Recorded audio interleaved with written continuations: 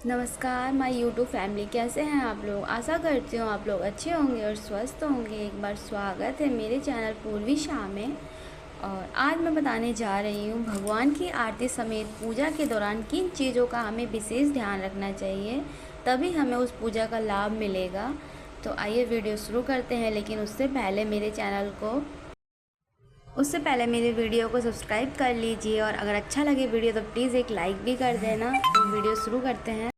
हर महिला देखिए प्रतिदिन पूजा करती हैं, घर में सुख शांति के लिए हर रोज़ पूजा पाठ करती हैं।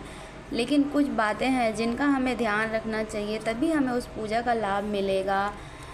नहीं तो हमें हमारी पूजा विफल हो जाती है। जो कि कई बार हम पूजा करते हैं लेकिन कुछ चीज़ें हमें पता नहीं होती है। जैसे पूजा व आरती करते समय कई गलतियां कर देते हैं, जो कि शास्त्रों में पूजा पाठ और आरती के कुछ नियम बनाए गए हैं। इन नियमों का पालन करने से भगवान आपकी पूजा और आरती को स्वीकार करते हैं और शुभ फल देते हैं। ना आशीर्वाद के साथ साथ हमारी पूजा भी स्वीकार करते हैं। तो कौन से वो विशेष चीज़ों का नियम है जो मैं बताने जा रही हूँ। तो पहला नियम है तुलसी अर्पित करने का नियम। शास्त्रों में बताया गया है कि बिना नहाए तुलसी के पत्ते तोड़ना वर्जित है। पूजा के समय ऐसे तुलसी के पत्तों को भगवान स्वीकार नहीं करते हैं। साथ ही स्वीकार एकादशी, द्वादशी, संक्रांति और शाम के समय तुलसी के पत्ते नहीं तोड़ना चाहिए। शिव जी और गणेश जी और भैरव जी को तुलसी के पत्ते नहीं चढ़ाए जाते हैं। तुलसी के पत्ते 11 दिनों तक बासी नहीं होते हैं। तुलसी के पत्तों पर हर रोज़ जल छिड़ककर फिर से भगवान को अर्पित कर सकते हैं। दूसरा नंबर है पंचदेव का अवश्य करें ध्यान। भगवान गणेश, भगवान शिव, भगवान विष्णु, माता दुर्गा, सूर्य देव को पंचदेव कहा जाता है। किसी भी पूजा या शुभ कार्य करने से पंचदेव की पूजा अनिवार्य रूप से की जाती है। पूजा पाठ करते समय हर रोज़ पंचदेव का ध्यान जरूर करना चाहिए। ऐसा करने से पंचदेव का आशीर्वाद बना रहता है और जीवन की सभी परेशानियां व दुख दूर होते हैं। नंबर 3 है आरती करने का नियम। शास्त्रों में भगवान की आरती करते समय ध्यान रखने लायक ज़रूरी बातें भी बताई गई हैं। आरती करते समय सबसे पहले भगवान के चरणों की 4 बार आरती करें। फिर दो बार नाभि की आरती करें। मुख की 1 बार या 3 बार आरती करें। फिर भगवान के ऊपर से लेकर नीचे तक 7 बार आरती करें। आरती का यह नियम हर पूजा में ध्यान रखें और इसी तरह आरती करें। ऐसा करने से भगवान आपकी आरती को स्वीकार करते हैं और आशीर्वाद देते हैं। चौथा नियम है घर के मंदिर में ऐसी मूर्तियां ना हो। पूजा घर में मूर्तियां 1, 3, 5, 7, 9 और 11 इंच तक की ही होनी चाहिए, इससे ज़्यादा नहीं। साथ ही ध्यान रखें कि पूजा घर में खड़े हुए गणेश जी, सरस्वती जी और माता लक्ष्मी की मूर्ति ना हो। पूजा घर में इनकी मूर्तियां हमेशा बैठी हुई होनी चाहिए। गणेश जी, देवी की प्रतिमा 3, शिवलिंग 2, शालिग्राम 2, सूर्य प्रतिमा 2 और गोमती चक्र की संख्या 2 बिल्कुल ना रखें। साथ ही मंदिर में प्रतिष्ठित मूर्ति ही रखें।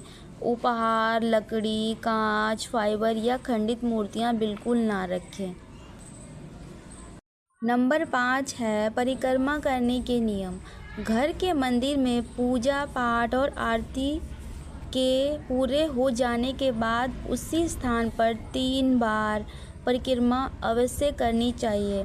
वहीं अगर आप बाहर मंदिर जा रहे हैं तो भगवान विष्णु की 4, भगवान गणेश की 3, सूर्य देव की 7, दुर्गा माता की और शिव जी की आधी परिक्रमा अवश्य करनी चाहिए। शास्त्रों में परिक्रमा का यही नियम बताया गया है। इस नियम का पालन करने से आपकी परिक्रमा को भगवान स्वीकार करते हैं। नंबर 6 है दीपक जलाने के नियम। पूजा हमेशा पूर्व या उत्तर दिशा की ओर मुख करके ही करनी चाहिए और हर रोज़ ब्रह्म मुहूर्त से लेकर 8 बजे तक पूजा अवश्य करनी चाहिए। साथ ही घर के मंदिर में सुबह शाम दीपक अवश्य जलाएं। एक दीपक घी का हो तो दूसरा तेल का जलाएं, लेकिन हमेशा ध्यान रखें कि कभी भी दीपक से दीपक को नहीं जलाना चाहिए। शास्त्रों के अनुसार जो व्यक्ति दीपक से दीपक को जलाता है वह रोगी होता है। नंबर 7, गंगा जल को रखने का नियम। पवित्र गंगा जल को हमेशा तांबे के बर्तन में ही रखा जाता है, लेकिन आजकल तो प्लास्टिक के डिब्बे में ही रखा जाता है, क्योंकि वो डिब्बे ही मिलते हैं और हमें लोहे की या एल्युमिनियम के बर्तन में नहीं रखना चाहिए गंगा जल को। साथ ही पूजा में मनोकामना पूरी होने के लिए दक्षिणा अवश्य चढ़ानी चाहिए। दक्षिणा अर्पित करते समय सभी दोषों को छोड़ने का संकल्प करना चाहिए। ऐसा करने से मनोकामना जल्द ही पूरी होती है। नंबर 8, फूलों को अर्पित करने के नियम। माता लक्ष्मी को कमल का फूल अर्पित किया जाता है। इस फूल को आप 5 दिनों तक जल छिड़ककर फिर से चढ़ा सकते हैं। वहीं भगवान शिवजी को चढ़ाए जाने वाला बेलपत्र 6 मास तक बासी नहीं होता है। आप बेलपत्र को जल से साफ करके फिर से अर्पित कर सकते हैं। ये थे पूजा करने के कुछ नियम। आशा करती हूँ इस वीडियो के माध्यम से आपको कुछ सहायता प्रदान हो।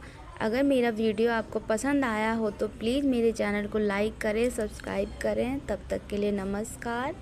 अपना ध्यान रखें। जय माता दी।